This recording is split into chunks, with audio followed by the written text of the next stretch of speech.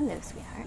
So we all have the ability. We all have the ability to do animal communication, to do energy healing. It's part of how we're made up, because we're all energy and we're all connected.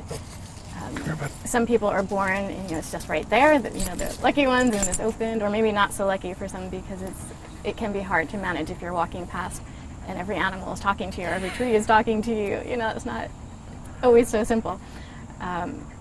And then most of us, we need to practice. We need to bring out that skill and be able to calm our mind, center ourselves and our body, and then boom, it's right there. But it's not difficult. It's so much easier than people think it is. When an animal talks to you, what is it like?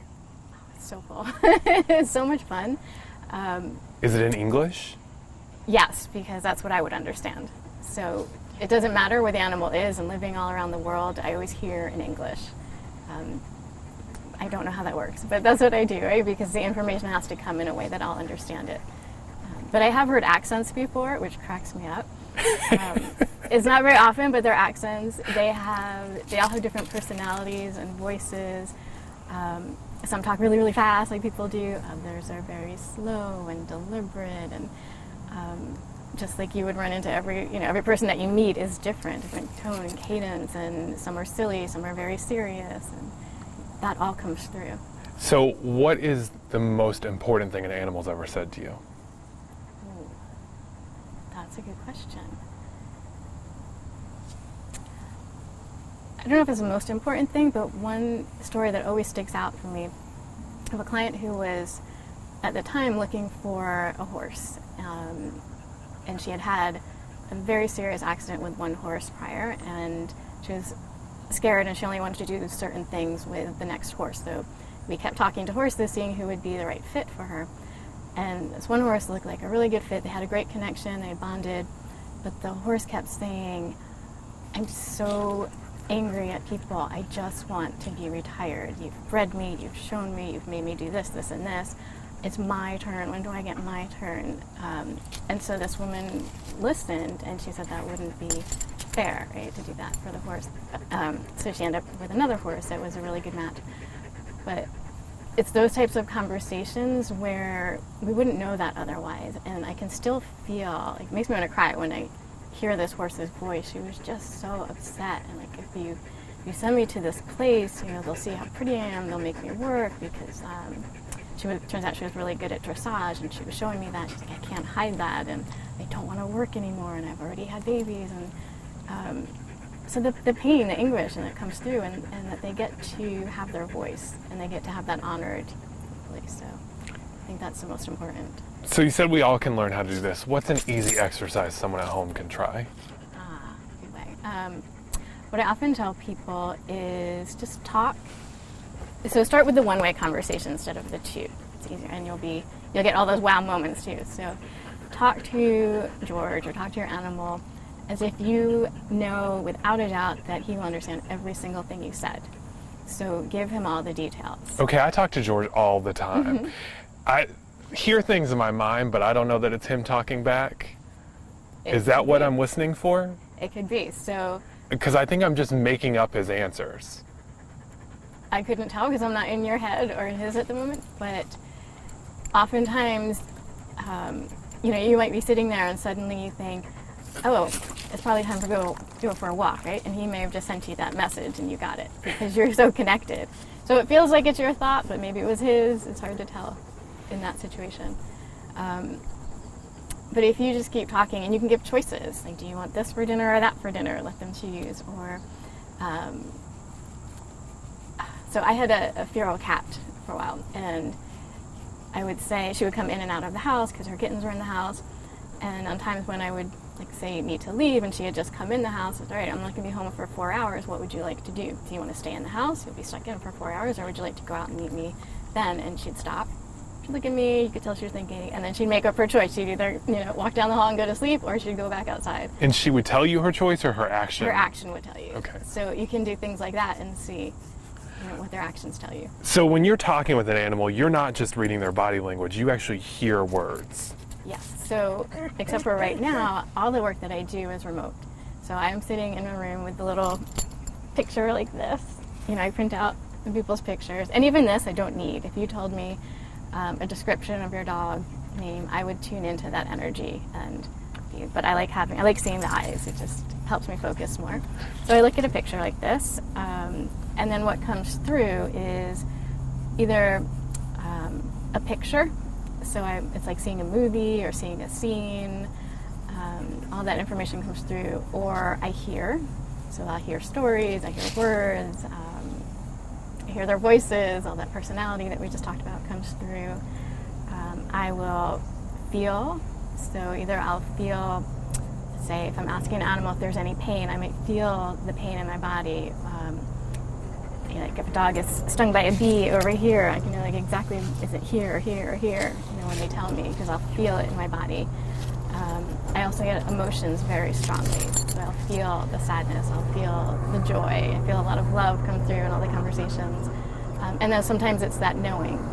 There's just an answer in your head that wasn't there before, and it's that answer, but there's also this, it's weighing on you, like, it just feels so right, like I have to say this, or this is the answer, and I don't know where it comes from, but there's also an emotional attachment to that, because I think it's the animal telling you, you really need to say this to my person, that really did come from me.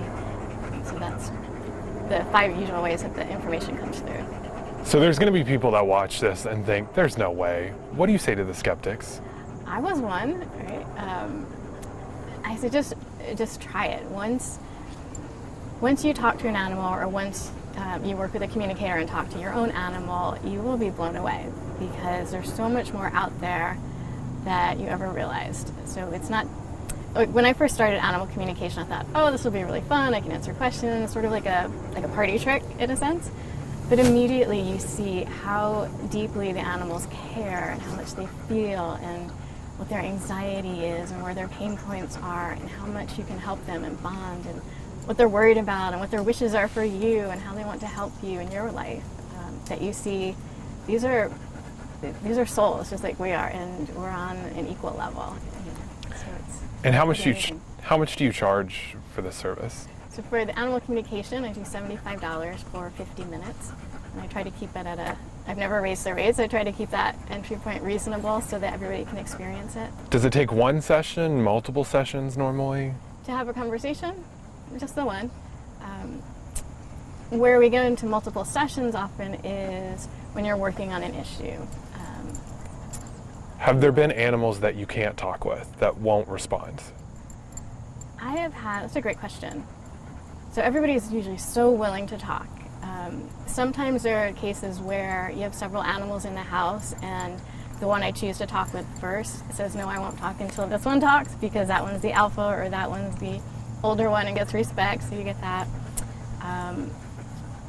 And the only times where it's difficult to talk, it's not that they don't want to talk, but sometimes it's difficult when they're heavily medicated. I find it like on Prozac, especially with dogs who have high anxiety and they're really heavily medicated. Sometimes the conversation is very slow, so that's when I'll go in and do energy work. And once that energy is sort of shifted and balanced, then they're like, and they can talk. Okay, I'm dying to know, what does George say? What does George say? So George, just put this down. Do you want to take him? No, then I'll be distracted. Okay.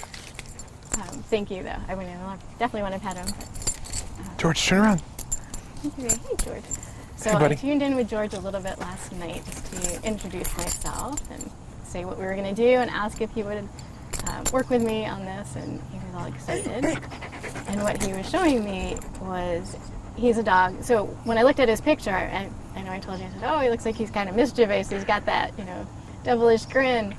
But he said, right away, he said, no, I'm very thoughtful. I think a lot. I'm paying attention all the time, which is what he is. And he was showing me that you are a very similar type of person, that you use your brain quite a lot and you're always thinking through things. Obviously, as a reporter, you would probably be looking at details and thinking about the next story. So he says he's a really good match for you. And then I was asking him a few things about his day, what his life was like, and he's showing me that he was curled up on a bed. He likes at the foot of a bed. He likes to sleep there. Seems like nobody else was in there at the time, and that he kind of goes, wanders around the house a little bit here and there and gets a little bored, loves to be outside. So I asked if he would like a companion. This is the big debate in my house. Do we get another one or not? Ah. Because our house is really small, but we're worried he's bored all the time. He's a little bit bored. He's like, I go to this toy, I go to this window, I go back to sleep, I do that. He said, maybe if I could just run outside all day, it'd be a little bit better. But when I asked about a companion, what he showed me was surprising. It was a little dog, maybe this big, like a Shih Tzu type of dog, and black, fluffy. And I said, okay, what is it about that dog? And he said, we could be equals. So they were playing together. They were both so happy and joyous. And he says, when I sleep, he could tuck right into me. And so they could be really snugly together. I said, well, what about a bigger dog or a dog just like you? And he says he's been in those types of situations and he isn't, he's not so comfortable with it because then he doesn't feel equal anymore. He feels like someone would be more in charge, or there would be someone who's just more anxious and he has to have to deal with that and that energy in the house. So he wants someone who's a really good match for him. And I asked male or female, and it was definitely a male. He didn't want to deal with females, he said. He wanted a boy. And this other being was just so gentle as well, silly and happy, and I saw them just playing together. The little dog was just, all over George's body and playing and jumping, and he was very okay with it. He was gentle with him. If we don't get another dog, is he going to be upset? Okay, so when I talk, I just close my eyes so I can concentrate. So I know it's not great for camera, but let's see. Oh, he's just flopping on the bed like this. So he would be a little upset because he's very excited to have a buddy. Oh, really? Yeah. Is that true? He would be upset. I didn't check if. Do you need to check your Yes. phone really quick? Sorry, interrupted shot. You're doing great, by the way. You're a natural. Oh, thank you. I can talk. All right, so she should be here any minute. I'm just going to tell Perfect. her over. Whoops, that's you. You all feel the bugs and everything around? Just Yes. a little bit. Yes. Down to the left. Are they getting you more? No. Every once in a while. Okay. Yeah, when we first started, it kept going to my mouth. Down to the left. Can you get some shots of George while you're waiting? Okay. I'm guessing we're done with here. Hopefully No, that not works. quite. I have a couple more questions. Unless I that. didn't stop the We'll get more George later then. More George. Yeah. You can always get more George. Let's talk to George. You still rolling the same clip? Oh, same clip. Okay, Next time. perfect. So what does his voice sound like? Good question. Let's see. He says, "Tell him I'm smart. I'm very smart." He's not slow when he talks, but he's very thoughtful with his words and the images that he sends. He's not hyper. He sounds like a boy. Okay, so I know you're smart, George. Why do you hardly ever come to your name when I call you? Haha, I get that question a lot. That was funny. Okay, let's ask him.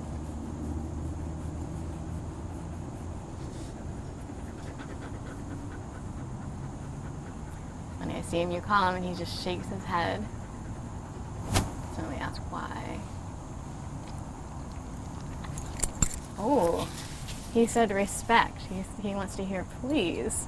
He wants to be asked. Sorry, I shouldn't laugh, George. That's a brilliant answer.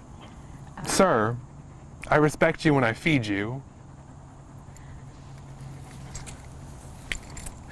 But they really do want to be treated as equals. Okay. Sometimes, so sometimes animals will say, I want to do that, but I'd like a choice. Or I'd like to be asked. Or I know we have to get in the car and go somewhere, but you didn't even ask if I wanted to do that. Or tell me where we're going. So it's not that they don't want to do it, but they want to be a partner. Is there anything else we could do to make his life happier? Some bunny just came through. Just a bunny. Okay, besides a bunny, what can we do?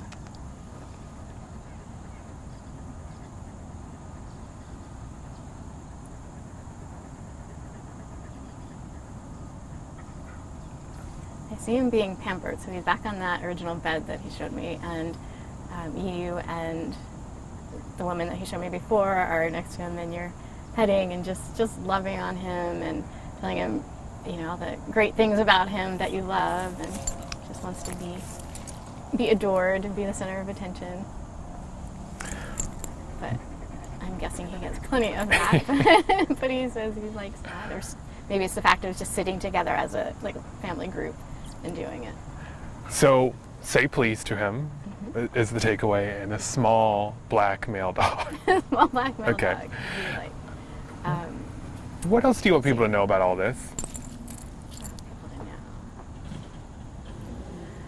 I think animal communication is so important to use in every situation. So often I get calls about behavior.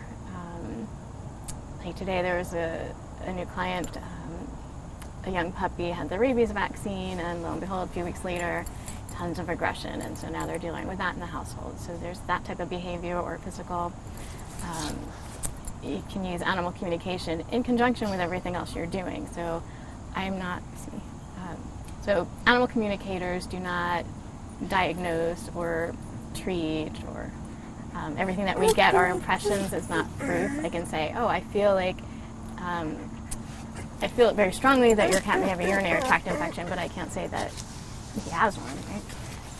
But that's useful information to then take to your vet and figure out, what's happening, and almost always you'll find that there was an infection. No, but I have a colleague who goes by a similar name. Is there that similarity? Is that what it's like? When I think of Dr. Dolittle, I think of somebody who's just always open and hearing everyone and everything. I choose at this point to kind of block that out and just talk, like when I want to talk to George, I'll focus in and talk to George. Otherwise, I find it too overwhelming. Already it's, I'm feeding off everybody else's energy and feeling that and block the energy, so I also try to block the voices. Is there a type of animal that you can't talk with? I mean, could you talk with this bug on my face? I could try. No, just move, there you go. I've been walking on I was in California a couple years ago, walking on the beach with my brother, and these whales stopped by out of nowhere. I mean, in such close proximity, whales going up the coast. And so I stopped and I talked to the whales, a big mother whale, and I said, oh, it's so nice to visit with you. Are there any more? And she says, wait a few minutes. There's more coming from behind, and there were all these babies coming from behind. It was so cool. Aww. And then talked to them, and then all these other animals started showing up. So once you're open to it, they start coming. When was the moment you knew this was real and you weren't just hearing things in your head? Oh, it was the very first time I tried it. So again, when I was at my friend's barn and I was reading through Martha's book and doing the exercises, it was immediate confirmation. I can tell you the story. I don't know if it's useful, but so there used to be a cat up at the barn that my friends had, and they purposely didn't, they fed the cat, loved the cat, took care of it, but purposely never got it acclimated to people because they raised Irish Wolfhounds, and had the cat follow them down to the house, it would not survive, right? With a pack of Irish Wolfhounds. So this cat was very skittish around people. So my question to the horse was, where's the cat today? And the horse said, wait a minute, he's going to come and he'll be sleeping right here. And I'm like, what? It's really close to where I am, first of all, and how are you telling me something about the future? And so I stood there for a minute or two, and I kid you not, the cat came out from under the barn, looked at me, looked at the horse, and went to that spot, just curled up in the sun, and went to sleep and didn't move. You are kidding me. Never seen this cat in person, and certainly not that close. You might get a glimpse over there while it's running away. And it's as if the horse just said, I will call him out for you so you can see this is real. Now will you help us? Wow. Now that you know this is real. So. Well, thank you so much. We really appreciate it. We definitely want to talk with your client